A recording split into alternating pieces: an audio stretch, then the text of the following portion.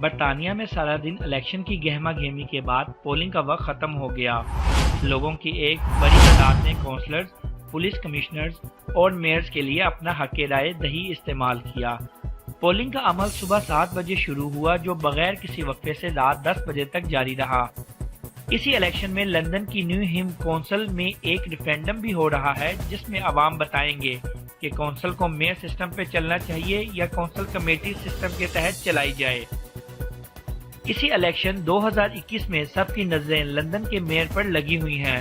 تقریباً 20 امیدوار میئر کے انتخاب میں حصہ لے رہے ہیں، لیکن 2 امیدواروں کے درمیان ہی کانٹے کا مقابلہ دیکھنے کو مل رہا ہے۔ لیبر پارٹی کے موجودہ لندن میئر صادق خان اور حکومتی جماعت کے شان بیلی کے درمیان سخت مقابلے کی توقع ہے۔ ایسٹ لندن کی بات کی جائے تو لیبر پارٹی کے امیدوار صادق خان کو برتری دکھائی دیتی ہے۔ عوامی رائے سے پتہ چلتا ہے کہ صادق خان اپنی کرسی کا دفاع کر پائیں گے، جبکہ حتمی رزلٹ آنے میں کئی دن لگ سکتے ہیں۔ آج 6 مئی 2021 ہے۔ لندن میئر آف لندن کے لیے ووٹ کر رہا ہے۔